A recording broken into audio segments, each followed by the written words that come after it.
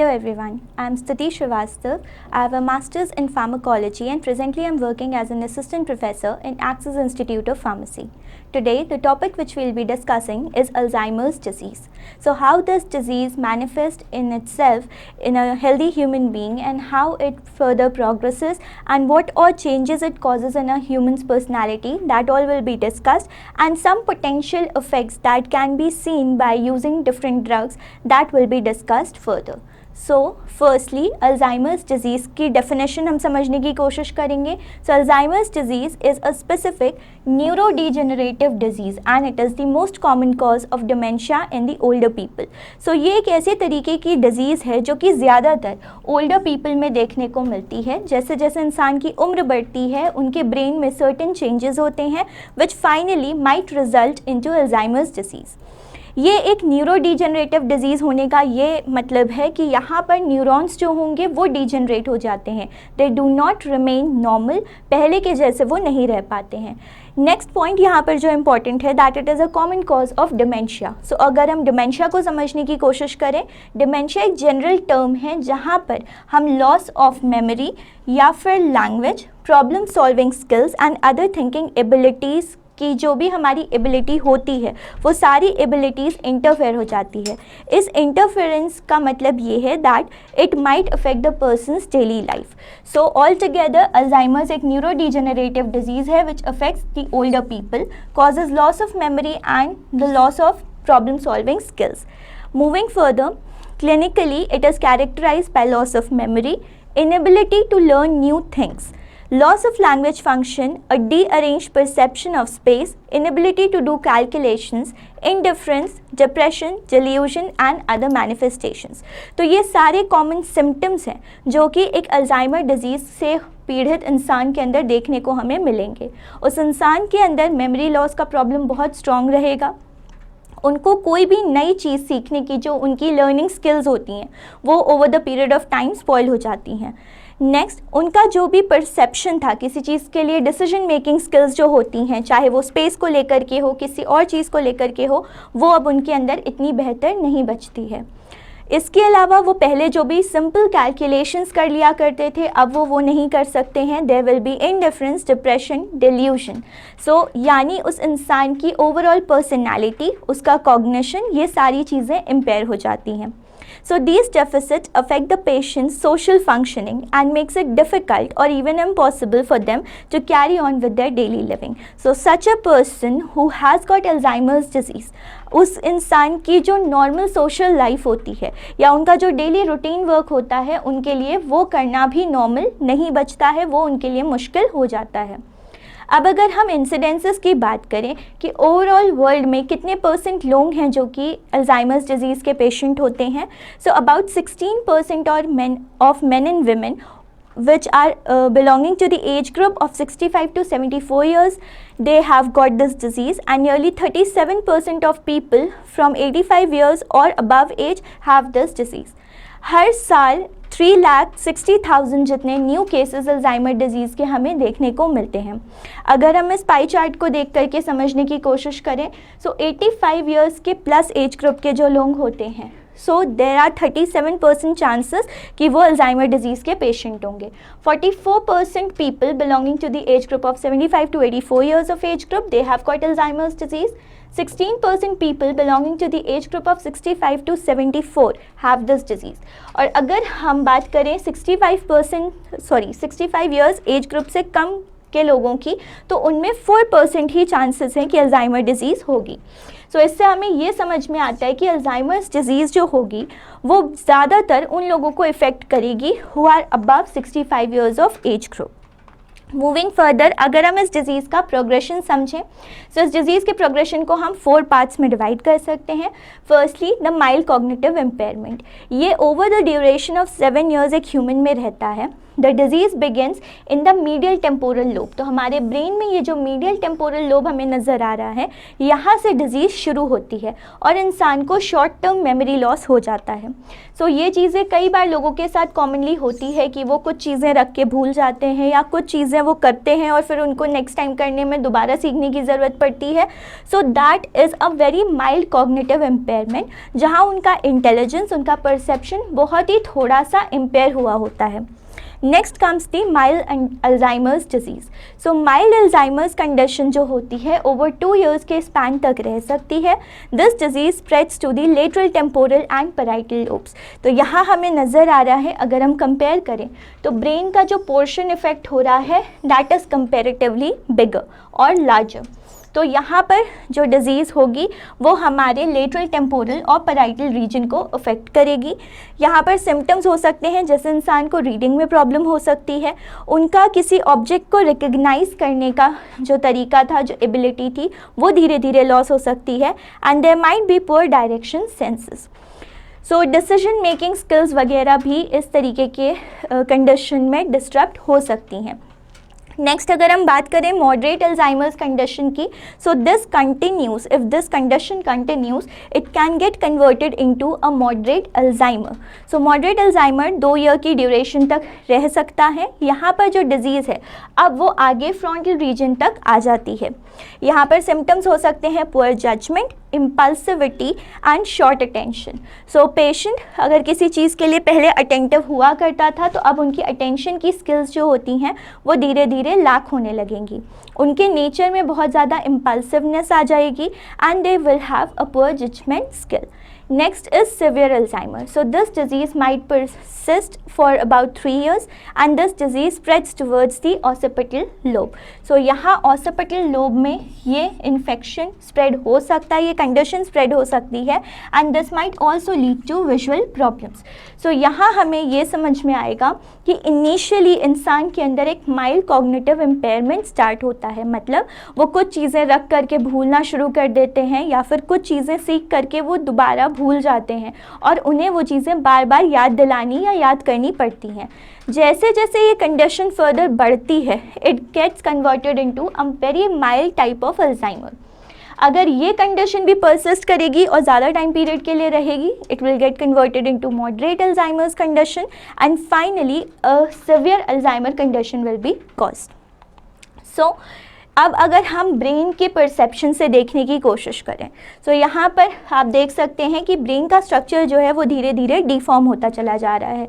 So first of all जब एक human के अंदर हेल्दी ब्रेन था तो उनके अंदर पहले ऐसा कोई भी इशू था नहीं, लेकिन धीरे धीरे जब कॉग्निटिव इम्पेयरमेंट होना स्टार्ट हुआ so there was a gradual cognitive decline, यानी उनका कॉग्निशन धीरे धीरे रिड्यूस होने लग गया and there was no obvious brain pathology. अगर हम ब्रेन को देखें तो वो एक नॉर्मल ब्रेन के जैसा ही दिखेगा, कुछ खास उसमें हमें फ़र्क नहीं नज़र आएगा।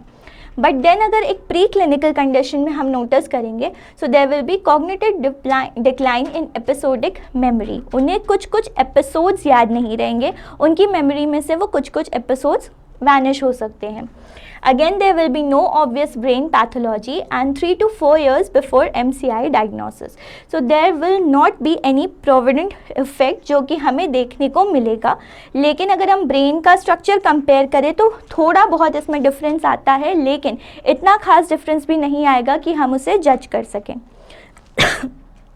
मूविंग फॉरवर्ड जब MCI की कंडीशन आ जाती है सो यहाँ पर एक्सेलरेटेड कॉग्निटिव डिक्लाइन होगा, ऑब्जर्वेबल ब्रेन पैथोलॉजी होगी and high percentage of conversion into Alzheimer disease with in 8 years of time span.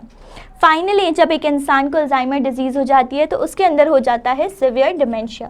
They can be loss of life independence and severe loss of brain tissue. अब यहाँ पर ये independence लिखने का reason ये है कि क्योंकि ऐसा इंसान जिसे अल्जाइमर्स डिजीज़ है उसके लिए अपना नॉर्मल रूटीन वर्क कर पाना, उसे कब दवाइयाँ लेनी है, कब खाना खाना है, कब कुछ करना है, कुछ नहीं करना है, जो भी उनका नॉर्मल रूटीन वर्क होता है उस चीज़ की मेमोरी भी उनके ब्रेन में इतनी स्ट्रॉन्ग नहीं रहती है। So they can not live a life which is independent of their own.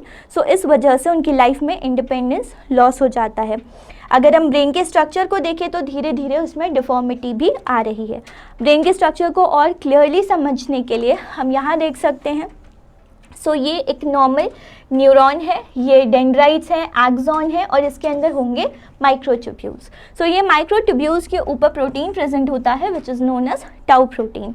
जब किसी इंसान का ब्रेन बिल्कुल नॉर्मल होता है, so this is a healthy brain, इस इंसान का सेरेब्रल कॉर्टेक्स, हिप्पोकैम्पस, सारे वेंट्रिकल्स बिल्कुल नॉर्मल शेप एंड साइज़ के हैं।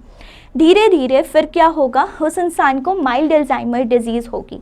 माइल्ड अल्जाइमर डिजीज़ में अगर हम नोटिस करें तो ये जो सेरेब्रल कॉर्टेक्स का रीजन है यहाँ पर उसमें श्रिंकेज आ रहा है। अगर हम हिप्पोकैम्पस की बात करें तो उसमें भी जो स्ट्रक्चर है उसमें श्रिंकेज आ रहा है। लेकिन अगर हम वेंट्रिकल्स की बात करें तो ये जो रीजन हमें नज़र आ रहा था वो यहाँ पर एनलार्ज हो जाता है। सो यानी कि जब इंसान को माइल्ड अल्जाइमर कंडीशन आती है तो उसके जो सेरेब्रल कॉर्टेक्स और हिप्पोकैम्पस का रीजन होता है वो तो श्रिंक हो जाएगा, बट उसके अंदर जो वेंट्रिकल्स हैं उनका साइज़ एनलार्ज हो जाएगा।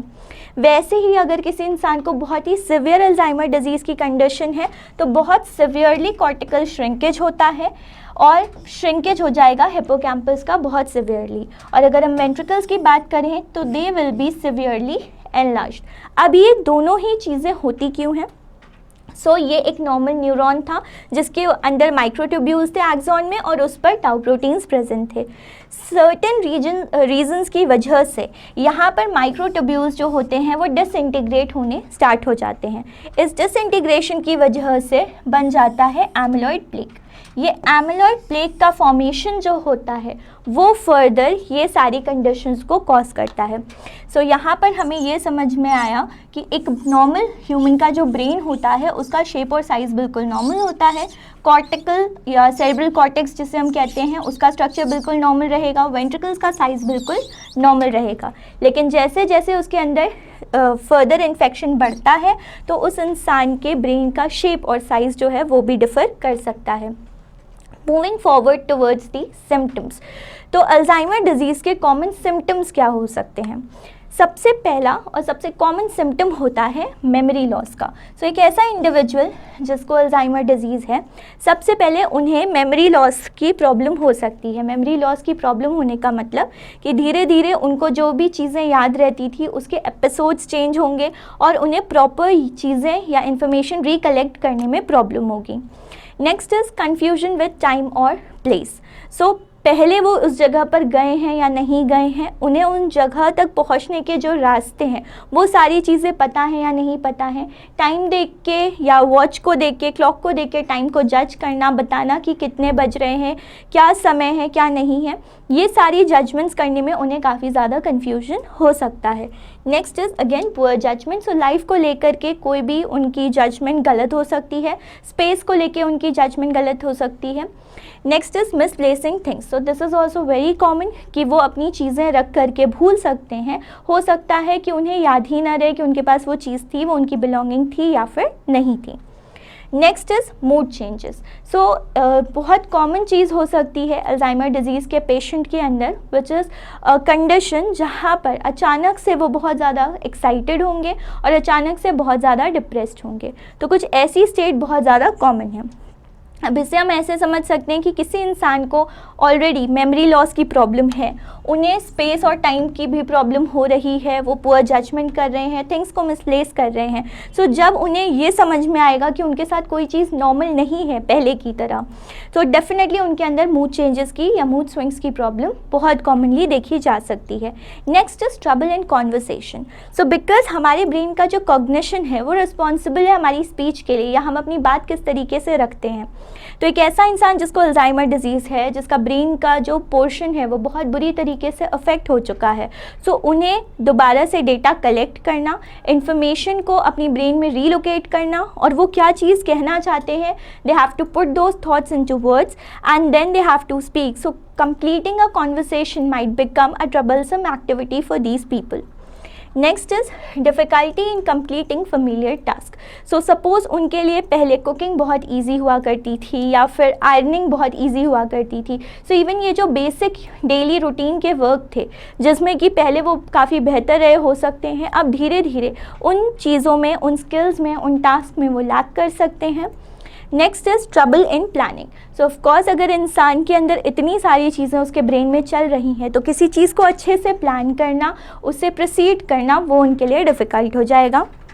Next is vision problem. So ये सारी कंडीशंस जो होंगी बहुत ही इनिशियल स्टेज पे स्टार्ट हो जाती हैं। विजन प्रॉब्लम आ जाने का मतलब है कि अब फाइनली अल्जाइमर बहुत ज़्यादा इफेक्टिव हो चुका है और उसने ब्रेन के रीजन्स को काफ़ी ज़्यादा डीजनरेट कर दिया है। सो इंसान के अंदर विजन प्रॉब्लम्स हो सकती हैं, उनको देखने में, समझने में, स्पेस को जज करने में बहुत ज़्यादा इश्यूज़ आ सकते हैं। Next is irritability. तो ऑफकोर्स इतने सारे सिम्टम्स की वजह से ultimately patient might get confused and irritated. Next is social withdrawal. So because उन्हें अपनी ब्रेन की साइकोलॉजी खुद समझ में नहीं आ रही होती है, so they might become distant from other people. And next is wandering. So at times people might wander around and they might go somewhere and may not come back because they do not understand and they might forget कि वो कहाँ से आए थे, उन्हें कहाँ जाना था, वो कहाँ जाने के लिए निकले थे। तो ये सारी चीज़ें बहुत कॉमन हैं। सो सम कॉमन सिम्टम्स जो हमने इस डिजीज़ के देखे वो क्या क्या थे? Memory loss, confusion with time और place, poor judgement skills, misplacing things, mood changes, trouble in conversations, difficulty in completing familiar tasks, trouble planning, vision problems, irritability, social withdrawal and wandering. Moving forward अब हम इस disease की etiology समझने की कोशिश करेंगे। So major etiological factors which are responsible for Alzheimer's disease वो क्या हो सकते हैं? They can be certain neurochemical factors, environmental factors, genetic and immunological factors and others. So एक एक करके हम इन फैक्टर्स के बारे में समझेंगे। तो सबसे पहला है आपका न्यूरोकेमिकल फैक्टर्स। न्यूरोकेमिकल यानी हमारे न्यूरॉन्स के अंदर जो केमिकल्स प्रेजेंट है, जो न्यूरोट्रांसमीटर्स और बाकी ढेर सारे केमिकल्स प्रेजेंट है जो इन्फॉर्मेशन को एक जगह से दूसरी जगह तक लेके जाने में हमारी मदद कर रहे हैं। तो उसमें से एसिटाइलकोलिन, सोमैटोस्टैटिन, सब्सटेंस बी और नॉरएपिनेफ्रिन, इन सभी के लेवल के कम या ज़्यादा हो जाने की वजह से एक कंडीशन आ सकती है ऑफ डिसबैलेंस और ये डिसबैलेंस रिजल्ट कर सकता है into Alzheimer's disease.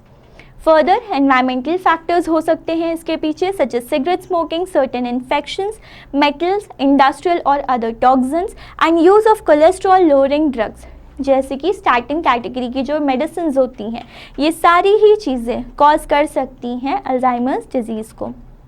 Further genetic और इम्यूनोलॉजिकल फैक्टर्स की अगर हम बात करें, सो हमें पता है कि ब्रेन के अंदर प्लेक का फॉर्मेशन हो जाता है। ये प्लेक क्या होता है? सो इफ़ यू रिमेंबर, हमने लास्ट स्लाइड में जब ये पढ़ा था कि यहाँ पर एमिलॉइड प्लेक नाम की कोई चीज़ बन जाती है। सो इस प्लेक का फॉर्मेशन होने से अगर हम रोक सकते हैं तो हम ऑफकोर्स ट्रीटमेंट कर सकते हैं। सो यहाँ पर जब हम जेनेटिक और इम्यूनोलॉजिकल फैक्टर्स की बात कर रहे हैं तो ये जो LDL रिसेप्टर 1 और एंजियोटेंसिन 1 कन्वर्टिंग एंजाइम होता है, इसका अगर हम ऑक्सीडेशन कर दें तो फिर ये ब्रेन के सेल्स के साथ उसी तरीके से बाइंड होगा जैसे कि एपोलिपोप्रोटीन 4 बाइंड होता है और ये फिर फर्दर रिड्यूस कर देता है हार्मफुल प्रोटीन के फॉर्मेशन को, बिल्डअप को, और इस प्लेक का फॉर्मेशन रिड्यूस हो जाता है। जब प्लेक का फॉर्मेशन रिड्यूस हो जाएगा तो ब्रेन में सिग्नल्स आराम से ट्रैवल करेंगे, ब्रेन का स्ट्रक्चर डिफॉर्म नहीं होगा और इंसान को अल्जाइमर्स डिजीज़ नहीं होगी। But in the absence of these things ये पॉसिबल है कि ये जेनेटिक इम्यूनोलॉजिकल फैक्टर्स के ना होने पर इंसान को अल्जाइमर्स डिजीज़ हो सकती है। अदर फैक्टर्स के अंदर हो सकता है होमोसिस्टीन या किसी को ट्रोमैटिक ब्रेन इंजरी हुई हो, टाइप 2 डायबिटीज़ हो सकता है इसका रीज़न, या फिर free radicals, environment condition, diet या फिर न्यूरो इन्फ्लेमेशन। सो अब हम रिस्क फैक्टर्स की बात करते हैं। एक ऐसा इंसान जिसको अगर डाउन सिंड्रोम है या उनकी फैमिली हिस्ट्री में ये बहुत प्रेवलेंट है डिजीज़, या फिर उन्हें क्रॉनिकली बहुत हाई ब्लड प्रेशर रहता है, they have got certain brain injuries, they specifically at times gender के हिसाब से हो सकता है, and smoking and drinking. So ये सारी चीज़ें रिस्क फैक्टर्स हो सकती हैं। मतलब एक ऐसा इंसान जिसके अंदर ये सारी कैटेगरीज होती हैं या कैरेक्टरिस्टिक्स होती हैं, पॉसिबल है कि आगे चल के उनके अंदर अल्जाइमर्स डिजीज़ डेवलप हो सकती है। अब अगर हम पैथोफिजियोलॉजी समझने की कोशिश करें, अगर इस डायग्राम को हम नोटिस करें तो ये हमारे ब्रेन का एक नॉर्मल स्ट्रक्चर है कि वो नॉर्मली कैसा नज़र आता है। अगर हम लेफ़्ट साइड पे नोटिस करें तो यहाँ पर ब्रेन का स्ट्रक्चर हमें थोड़ा सा डिफॉर्म नज़र आ रहा है। इस डिफॉर्मेशन के पीछे क्या रीज़न है, हम ये डिस्कस करेंगे। अल्जाइमर्स डिजीज़ जो होती है that is characterised by the loss of neurons and synapses in the cerebral cortex and certain subcortical regions. ये चीज़ यहाँ पर बहुत इम्पॉर्टेंट है कि यहाँ बेसिकली लॉस हो किस चीज़ का रहा है, तो वो लॉस हो रहा है न्यूरॉन्स का, और साथ ही साथ जो साइनाप्सेस हैं, दो न्यूरॉन्स के बीच का जो गैप है वहाँ का भी लॉस हो जा रहा है। अब ये लॉस कहाँ पर हो रहा है, सेरेब्रल कॉर्टेक्स और सब कॉर्टिकल रीजन्स में। जो पैथोफिजियोलॉजी है उसके अंदर नंबर ऑफ़ फैक्टर्स हम इंक्लूड कर सकते हैं, बट जो मेन फंक्शंस या मेन चीज़ें हम समझते हैं वो क्या है। First is hypophosphorylated tau protein and amyloid beta hypothesis. Next is the oxidative stress hypothesis. Another one is the metal ion hypothesis, and the final one is the cholinergic hypothesis. So what are these hypotheses behind the pathophysiology of Alzheimer's disease that we will be discussing now? So the first is hyperphosphorylated tau protein and amyloid beta hypothesis. So पहली चीज़ यहाँ पर लिखिए, hyper phosphorylated होने का मतलब है hyper यानी ज़्यादा, फॉस्फोराइलेशन होना। फॉस्फोराइलेशन हो किस चीज़ का रहा है, तो वो टाउ प्रोटीन्स का हो रहा है। और एमिलॉइड बीटा से रिलेटेड यहाँ पर क्या हाइपोथेसिस है। One of the main pathological features of Alzheimer's disease is the formation of senile plaques which is caused by the amyloid beta deposition. So amyloid beta का डिपॉजिट होना Alzheimer's disease में जो plague बनाता है उसके लिए बहुत ज़्यादा रिस्पॉन्सिबल है। नॉर्मली ये जो एमिलॉइड बीटा होता है वो कभी भी डिपॉजिट नहीं होता बल्कि हमेशा सॉल्युबल होता है। ये बहुत ही स्मॉल टाइप का पेप्टाइड है which is produced by splitting of the precursor which is amyloid protein by the action of alpha secretase, beta secretase and gamma secretase. तो हम इसे कैसे समझ सकते हैं कि एक चीज़ होती है जिसका नाम होता है APP which is present in our brain normally, और ये बहुत ही ज़्यादा easily soluble होती है और हमारे ब्रेन में इंफॉर्मेशन का जो पैसेज होता है उसमें ये हेल्प कर रही होती है। अब नॉर्मल कंडीशंस में क्या होगा, ये कन्वर्ट हो जाएगा अल्फ़ा बीटा और गामा सेक्रेटेज की वजह से। जो पहले ये सॉल्युबल हो रहा था अब क्या होगा, तो ये एमिलॉइड बीटा बना लेगा। ये एमिलॉइड बीटा जो होता है that is insoluble, so that will further form senile plaques. जब ये सेनाइल प्लेक्स बनते हैं तो ऑफकोर्स जो न्यूरॉन में ट्रैवलिंग हो रही थी, इन्फॉर्मेशन जो ट्रैवल कर रही थी वो अब इतना ईजिली ट्रैवल नहीं कर पाती है और धीरे धीरे ब्रेन का स्ट्रक्चर स्पॉइल हो जाता है। यहाँ पर अगर हम डायग्रामेटिकली समझें अल्जाइमर्स डिजीज़ के अंदर क्या हो रहा है, एक सिंपल न्यूरॉन था, उसके अंदर धीरे धीरे न्यूरोफाइब्रिलरी टैंगल्स बनने लग गए। ये टैंगल्स धीरे धीरे एक जगह पर एग्रीगेट हो जाते हैं और इस न्यूरॉन में टाउ एग्रीगेट बन जाता है। फर्दर ये जो इम्बैलेंस हुआ इस नए एमिलॉइड बीटा का और जो प्रोडक्शन हो रहा था वो ज़्यादा हो रहा है जबकि उसका क्लियरेंस जो था वो कम हो रहा है। This leads to various toxic oligomeric, namely protofibrils, fibrils and plaques depending upon the extent of oligomerization. So ultimately what happens here is कि यहाँ पर जो एमिलॉइड बीटा बन रहा है तो अब इसका डिपोजिशन क्यों हो रहा है, because the amount of amyloid beta which is being prepared and the amount of amyloid beta which is being cleared is not balanced. अगर इक्वल अमाउंट में उसका डिपोजिशन हो रहा था और उतना ही हम आसानी से उसको क्लियर कर पा रहे थे तो ब्रेन में कहीं भी उसका डिपॉजिट नहीं होता, बट यहाँ पर ऐसा होता नहीं है, there is an imbalance here. इस इम्बैलेंस की वजह से क्या होता है, फाइनली ये इकट्ठा होने लग जाता है और प्रोटोफाइब्रिल्स, फाइब्रिल्स और प्लेक नाम की चीज़ें बनाता है। अब इनके फॉर्मेशन की वजह से हमारे ब्रेन में जो नॉर्मल स्ट्रक्चर था वो डिफॉर्म हो सकता है। दिस इज़ अ हाइपोथेसिस, इसको हाइपोथेसाइज किया गया है कि ये एक पॉसिबिलिटी है, इस तरीके से पैथोफिजियोलॉजिकली हो सकता है कि अल्जाइमर्स डिजीज़ की कंडीशन प्रोग्रेस करती हो।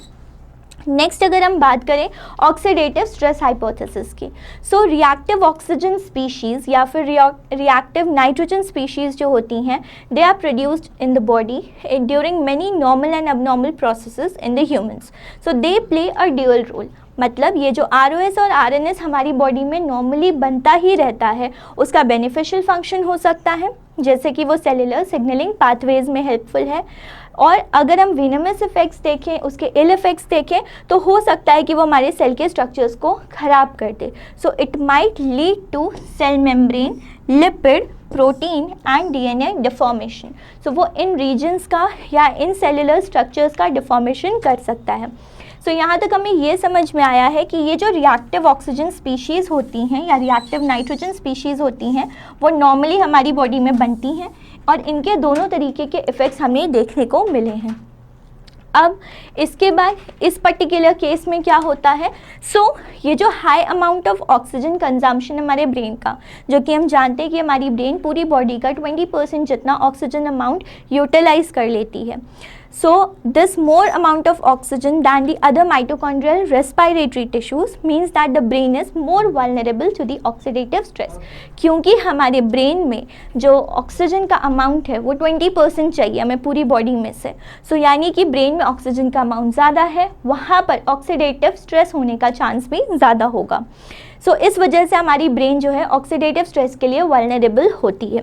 अब जो न्यूरॉन्स होते हैं, that is the basic functional unit of the brain which contains a large number of polyunsaturated fatty acids. तो हमारे न्यूरॉन्स के अंदर बहुत ज़्यादा पॉलीअनसैचुरेटेड फैटी एसिड्स पाए जाते हैं, जो कि इन्हीं रिएक्टिव ऑक्सीजन स्पीशीज़ के साथ इंटरैक्ट करेंगे और फॉर्म करेंगे। This will lead to lipid peroxidation reaction and molecular apoptosis. In addition, less glutathione in the neurons is also one of the causes of oxidative stress injury।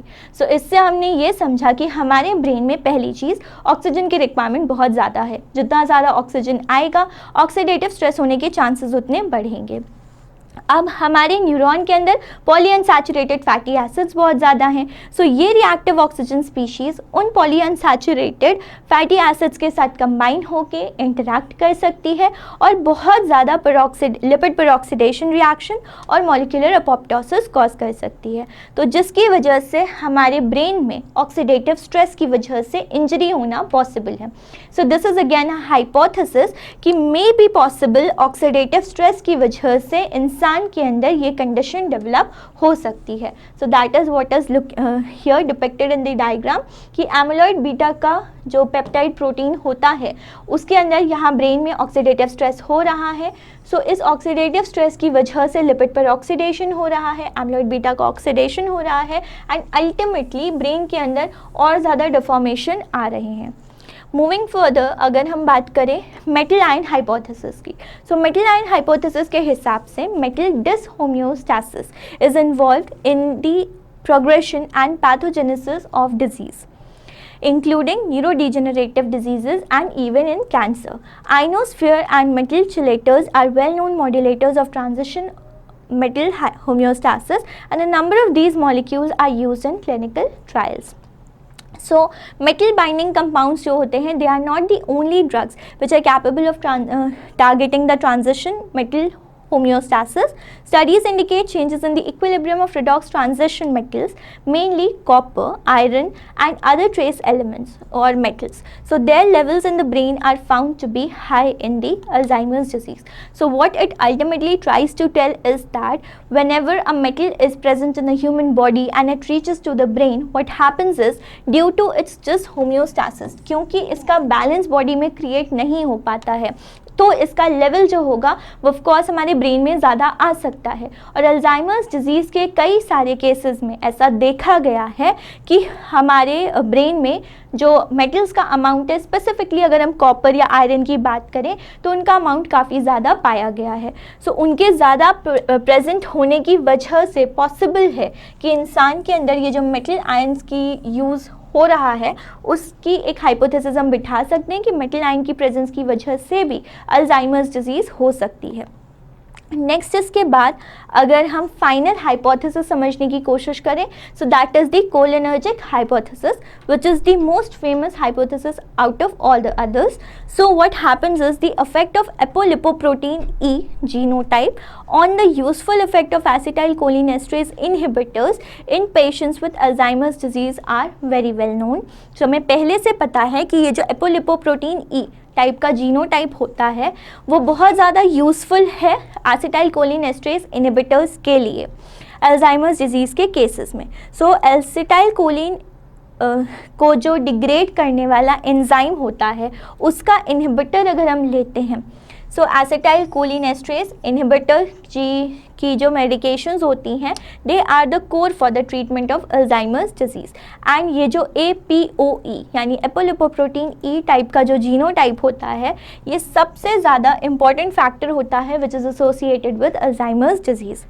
So cholinergic receptor binding is reduced in specific brain regions with mild to moderate Alzheimer's disease and is related to the neuropsychiatric symptoms. So what happens is that during a case of Alzheimer's disease or during certain neuropsychiatric conditions, what happens in the brain is that the cholinergic receptor binding ability is reduced in specific brain regions. So what happens is कि हमारे brain में कुछ specific regions होंगे जहाँ पर ये जो acetyl choline के रिसेप्टर्स होते हैं वहाँ पर कोई जो न्यूरोट्रांसमीटर वहाँ अटैच होना चाहिए था वो उतने अच्छे से अटैच नहीं हो पा रहा है। सो उसका रीज़न हो सकता है कि एसिटाइल कोलिनेस्ट्रेज वहाँ पर बहुत ज़्यादा एक्टिव हो, तो हम उसके बदले में क्या कर सकते हैं, उसकी इनहिबिटरी मेडिकेशंस ले सकते हैं और ये मेडिकेशंस हमारी हेल्प कर सकती हैं और कोलिनर्जिक रिसेप्टर्स जो हैं वो दोबारा से अपना फंक्शन रीगेन कर सकते हैं।